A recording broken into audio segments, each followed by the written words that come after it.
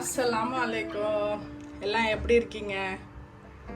ரொம்ப நாள் ஆச்சு சமையல் செஞ்சு. பாவக்காய் கிரேவி தான் செய்ய போகிறேன் இன்னைக்கு. பாவக்காய் வந்து நம்ம ஊர் பாவக்காய். நான் இப்போ ஊருக்கு போயிட்டு வந்தேன்ல, நான் வந்து பாவக்காய் வந்து குட்டி குட்டி பாவக்காய், நம்ம சொல்லுவோம் படி பாவக்காய் சொல்லுவாங்க, சில பேர் மிதி பாவை சொல்லுவாங்க. அந்த பாவை இது. நான் வந்து ரெண்டாக கட் பண்ணி போட்டிருக்கேன், சின்ன சின்னதாக. இங்கே பாருங்கள், சின்ன பாவக்காய். இந்த ஒரு முழுசாக கூட போட்டிருக்கேன் பாருங்க. இது வந்து சின்ன பாவை, 1/2 கிலோ எடுத்திருக்கேன். 1 கிலோ மட்டன் எடுத்திருக்கேன். தயிர் அதுக்கு தேவையான அளவு, வெங்காயம், பச்சை மிளகாய், தக்காளி, கருவேப்பிலை வந்து உங்கள் சாய்ஸு, வேணும்னா போடுங்க, இல்லைன்னா வேணாம். நான் வந்து 1/2 ஸ்பூன் கரம் மசாலா, 1/4 டீஸ்பூன் மஞ்சள் தூள், 2 டீஸ்பூன் தனியா பொடி, 1 ஸ்பூன் அதரக் லசுன் பேஸ்ட். இது வந்து என்னன்னா காஷ்மீர் சில்லி 1/2 ஸ்பூன், நம்ம வீட்டு சில்லி 1/2 ஸ்பூன் வச்சுருக்கேன். இவ்வளோதான் இதுக்கு தேவை. தேங்காய் போடக்கூடாது. தயிர், மல்லி தனியா வந்து கொஞ்சம் நல்லா நிறையா போடலாம். இதுதான் தேவை. மல்லி தேவை. என்ன வேற ஒன்றும் இதுக்கு தேவையில்லை. எல்லா பொருளும் இங்கே வச்சுருக்கேன். வாங்க நம்ம எப்படி செய்யலான்னு பார்க்கலாம்ன்றதுனால குக்கரில் தான் செய்ய போகிறேன். நம்ம இப்போ ஃபஸ்ட்டு பாவக்காய் வறுத்து எடுத்துக்கலாம். நம்ம ஆனதுக்கு எவ்வளோ எண்ணெய் தேவையோ அதை நம்ம போட்டுக்கலாம். நான் ஒரு 3 ஸ்பூன் போட்டிருக்கேன். குக்கர் சூடாயிடுச்சு. பாவக்காவை நம்ம ஃபஸ்ட்டு வறுத்து எடுத்துக்கலாம்.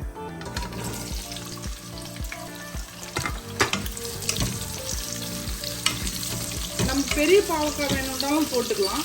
ஆனால் இது நான் இந்தியாவிலேருந்து வாங்கிட்டு வந்திருந்தேன். இது ஊருக்கு வந்துருந்தேன். இப்போ அது இந்தியாவிலேருந்து வாங்கிட்டு வந்ததால் அந்த பாவக்காய் போடலாம் அப்படின்ட்டு செய்கிறேன். இது கொஞ்சம் நல்லா செவக்கட்டும். பாவக்காய் ஆயிடுச்சு. நம்ம பாவக்காயை எடுத்துடலாம். நம்ம இப்போ வெங்காயமும் கருவேப்பிலையும் போட்டுக்கலாம். பச்சை மிளகாயும் அது கூட சேர்த்து போட்டுக்கலாம்.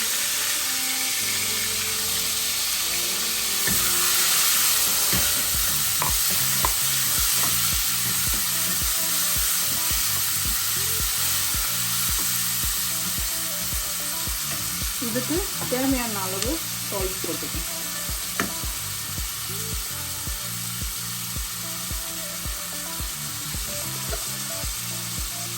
கொஞ்சம் வதங்கிடுச்சு. இது கூடவே நம்ம மட்டனையும் போட்டுக்கலாம்.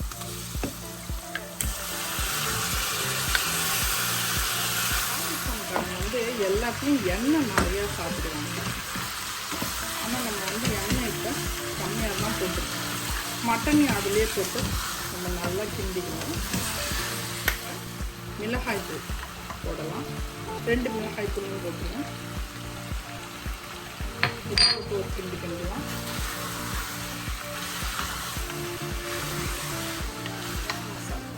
போட்டுடலாம். மஞ்சள் தூளும் கரம் மசாலாவும் நம்ம ஆட் பண்ணணும்.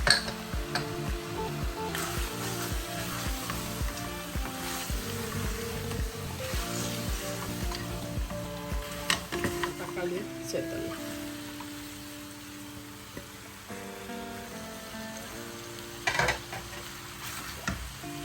ஃபுல்லாக ஸ்லோ பண்ணிவிட்டு தக்காளி நல்லா மசாலாவும் வேகட்டும்.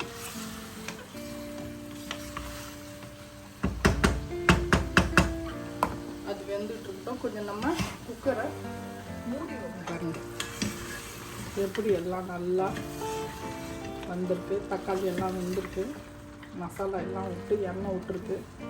இப்போ நம்ம தயிர் போட்டுடலாம். அது கூடவே தனியா பவுடர்.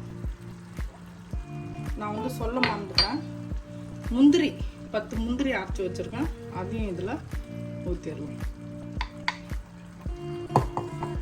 இது எல்லாத்தையும் ஒன்றா மிக்ஸ் பண்ணும்.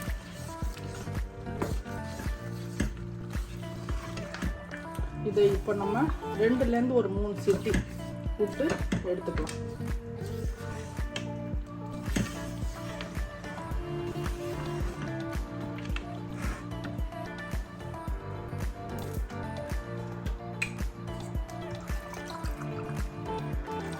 மிக்ஸி கழுவி கொஞ்சம் ஊற்றிக்கணும். தண்ணி எவ்வளோ வேணும்னு பார்த்துட்டு நம்ம ஊற்றிக்கணும். அடுப்பை ஃபாஸ்ட்டாக வச்சுட்டு நம்ம குக்கரை மூடிடலாம்.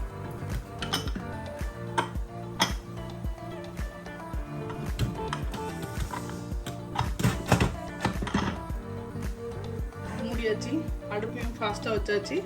அது ஒரு 3 சிட்டி வரட்டும். அதுக்கப்புறம் பாவக்காவை நம்ம அதில் ஆட் பண்ணணும்.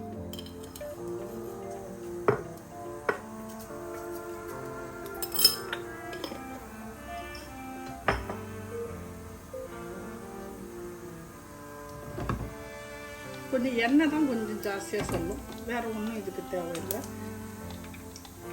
வெங்காயம், தக்காளி, பச்சை மிளகாய் 3, கருவேப்பிலை வச்சுருக்கேன்.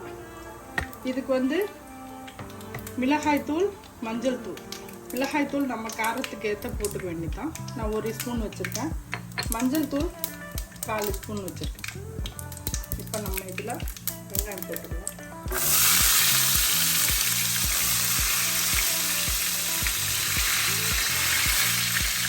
குக்கர் வந்து ஒரு சைடில் இருக்குது, அது ஆயிட்டு இருக்கு. மிளகாய்த்தூள், மஞ்சள் தூள் இதை போட்டுட்டு நம்ம தக்காளி இதில் போட்டுக்கலாம்.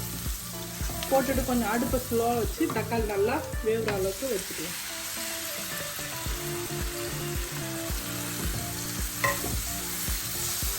மிளகாய்த்தூள் போட்ட உடனே ஒரு கிண்டி கிண்ணே போட்டுக்கணும் தக்காளி, இல்லைன்னா அது மிளகாய் வந்து கருமை வாசனை வந்துடும்.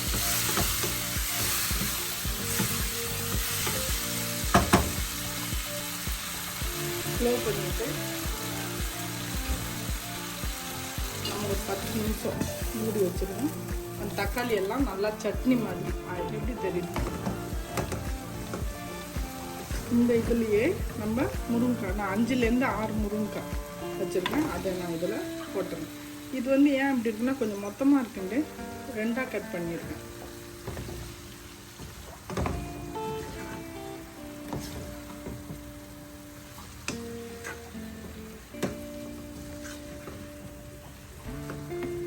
இவ்வளோதான், தண்ணியெலாம் ஊற்றக்கூடாது, அப்படியே ஸ்லோவாக வெந்துக்கிட்டு இருக்கட்டும்.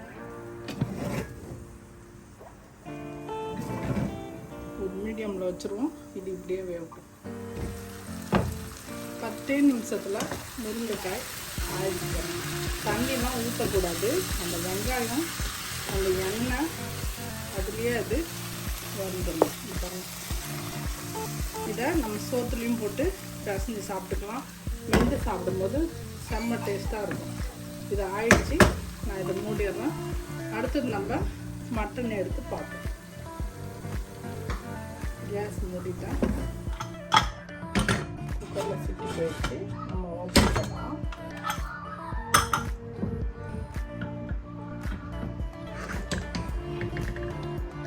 எப்படி இருக்கு பாருங்க கலர்லாம். ஆனால் கொஞ்சம் தண்ணியாக இருக்குது. நம்ம பாவக்காய் போட்டு கொஞ்சம் கொதிக்க விடலாம். அது நமக்கு கிரேவி மாதிரி வந்துடும். இப்போ நம்ம பாவக்காய் போட்டுக்கலாம். பாவக்காய் போட்டுட்டு நம்ம கேஸ் ஆன் பண்ணிடுவோம்.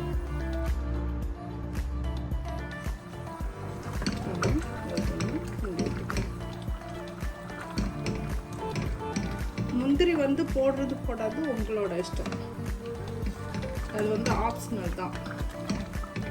இது கொஞ்சம் நல்லா கொதிக்கட்டும். அப்போ பாவக்காய் நல்லா வெந்துடும். இவ்வளோ கொதிச்சா போதும். நம்ம இப்போ ஆஃப் பண்ணிவிட்டு குக்கர் மூடியாலேயே சும்மா மூடி வச்சிடலாம். இப்போ இது எதில் போட்டது